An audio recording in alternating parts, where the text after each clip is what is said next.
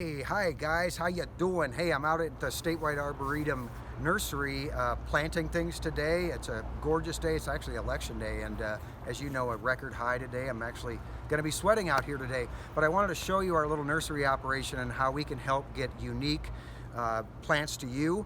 Mainly trees I grow out here, and these trees are collected from a variety of sources throughout the state, regionally. I have people that send me seed, so I just wanted to show you a few examples right here, just in this small area. What we have, this is a Buckley's oak, and Buckley's oak doesn't have a whole lot of history being planted in Nebraska, and we want to change that. This tree comes from West Texas, and the question is it hardy? Well, that's what the Statewide Arboretum is all about. Let's use our sites as those repositories to test trees like this. We think it'll be hardy, but it's up to us all to plant it and find that out, right? And then right next to it, we have common persimmon, a plant that should be in everybody's arboretum site, in my opinion. Amazing native tree to Missouri area and points south and east, but certainly grows well here in Nebraska. And then next to it, I have sweet birch that I seed collected at Arbor Lodge from a nice tree there. And sweet birch is our great plants tree of the year. Woefully overlooked and underutilized, and we think would be a great addition to Nebraska landscapes.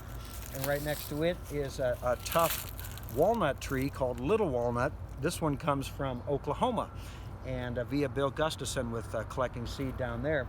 Anyway, I love this tree. It's more refined than the black walnut, and certainly deserves to be planted more and tested in Nebraska as another tree of the future. As we go further down, we have just some bur oaks, but the seed source matters. This is bur oak from Lancaster County, right here in Wilderness Park. So we're pretty proud of that, being able to offer trees from Wilderness Park. And then over here, we have some pawpaw seedlings. This is a pawpaw that was collected down in Richardson County, so a native Nebraska seed source again, thanks to our friend Dave Zahn with the Nebraska Nut Growers. We get access to his property and able to collect seed there. And then we have swamp white oak from nearby Woods Park here in Lincoln, a very popular seed source for the swamp white oak. And what I thought we would do, Justin, is dig a couple of these today so we can show you guys our operation. So years ago I started this nursery, and we would love for you to start your own homegrown nursery. It's an inexpensive way for you to buy small seedlings in sizes like this, and then transplant them and then grow them into landscape size. So you get a lot of bang for your buck, and you don't need expensive equipment to use this method. The method we use is called root maker. So in this nursery, all those trees I showed you are planted either in these larger bags or these smaller 8-inch bags, and we put beautiful, good organic topsoil in there. I started this nursery and I basically had clay like everybody else, but adding wood chips over the years, every year redigging, replanting trees, top dressing with wood chips. I'm telling you folks, the soil, now there was a sand basin here. You see sand down there. That's because there was an old building here that had sand, but I just want to show you how organic that soil is, that it doesn't clump together like clay, right? It just breaks apart, very friable, beautiful organic soil, lots of oxygen. And those tree roots from these grow bags find their way out into the soil and bring in, obviously, the needed moisture. So that's why when we dig these trees, we dig them when they're dormant. So after our hard freeze, I was able to dig these 2 tulip trees, and I dug them wide so you could see how those roots grow out of the bag and into the soil. And these roots just kind of, you see that swollen area there, they just kind of break away. So those little white specks you see was still connected to the root system inside. That same swollen nodule is on the inside of the bag. So when we take all these roots away, and you do have to, you're left with the clean bag. You cut the bag away, take it off, transplant that thing, and the plant does not have to basically seal those wounds. It's already sealed. There's all sorts of root buds on that swollen area inside the bag. The tree being planted in fall, which we prefer, fall planting, has a chance to recover that root system, and then by spring, it's basically saying, I don't need you guys anymore, I'm good to go. Much establishment is much easier. This is about as big as we want to get in these 12-inch bags. And then we have the smaller 8-inch bag where we like to get them up to around 4 feet. That's just a great size to move trees. Easy to dig these holes and very inexpensive. The soil matters of what you put in them. So again, make sure it's good organic soil. But I just wanted to dig we'll dig this guy real quick here and show you how easy it is. I do have to sever the roots around the bag. Now normally a tree this size would probably take me, I don't know, 5-10 minutes to dig. But because we have this beautiful soil, first of all, I can just sink my spade in it real easily. And I feel myself severing roots all the way around this guy. This swamp white oak is a little bigger than we would typically like them, but it is what it is. I was able to just pop that guy right out of there. What did that take me, 30 seconds? Yeah, not bad. And then I just want to shake the soil away so you can see what happens with these little holes. The white roots come through, and as they expand, they get constricted. So what it does is it prevents circling roots in a pot. So you do have a lot of roots outside the bag that have to be taken away, but that's why we dig it when it's dormant. When you say dig them when it's dormant, do you mean specifically after a few frosts, or? Exactly. Yeah. Ideally after leaf drop. Okay. Or in late winter, early spring. So you got a big window to do it in.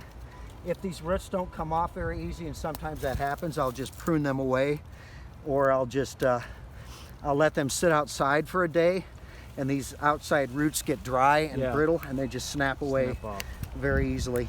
I've had good luck with cutting the bag 4 different ways and more or less just ripping it out and not having too much trouble. Sweet. Yeah, that works well. But again, if we would have had our way, I would have dug this maybe at a 1/2-inch caliper rather than this approaching 1 inch, you know. So a little big for that bag, but it will work. We have found they work just fine. And then let me dig this pawpaw for you really quick. I love growing pawpaws, and that is a tree that we think, maybe you've tried it before and it hasn't been hardy for you, but we think it's because of the seed source. So why not get seed from Nebraska's native pawpaws? Then we could probably at least get it into the northern third of the state, out to Kearney area maybe. Mm-hmm. You folks in the Panhandle, not so much. We got some oaks for you. Yeah, we got some oaks for you. But look at that beautiful, lovely root system.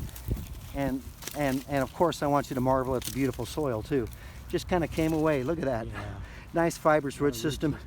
This tree is going to go from the word go, in my opinion. But again, we still have to remove those roots. But the beauty thing is I don't need a tree spade, don't need a loader.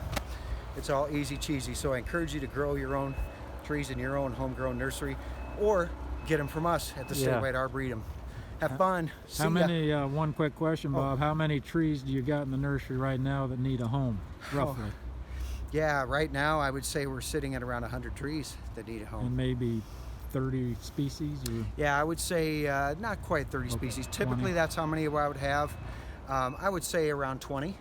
And they can get a list of trees available from you. Yep, they can get a list of trees available from me. It's not too late to plant. We've got the entire month of November, in my opinion. A lot of people will plant right up till the soil freezes, so depending on the fall, obviously. But and where would they obtain bags if they wanted to do it on their own? You know, if you wanted to do it on your own and you don't want to order in bulk, you can actually order through me if you want, and I can just put in a bulk order that way. But Rootmaker is a good source, rootmaker.com. The bags I showed you today are called knit fabric bags, and they're designed to be dug in ground. I put mine on top of the grass and bury them in wood chips because I don't like digging 100 holes. But that's why it made such beautiful soil. That 12 inches of wood chips to start, burying the bags, decomposed, and then I add more and more and more, and a decade later I've got this beautiful soil to plant in, and it just makes it much easier. And if you're starting off for the first time, just use the parent soil of wherever you're at. Maybe bring in a little good topsoil. Exactly. And use that. Some people, I know Justin, you'll bury them halfway in the ground and then the other half in wood chips, and that works great too. But the bottom line is you have to get them buried in something for that constriction to work on the roots. So it's pretty easy, and then the water demands, once you get them planted and all that mulch around them, is much less than a soilless mix in a standard pot. You can plant them now in the fall, but you could also dig them late winter, very early spring before they leaf out. Before, you know, I've dug them when the buds are swelling, but once those buds open and leaves are out, you're risking it. So you've got a big window from, you know, March, early April into mid-April. All right. Very good. Thanks for showing us around. All right, hope you guys get some trees. See you later.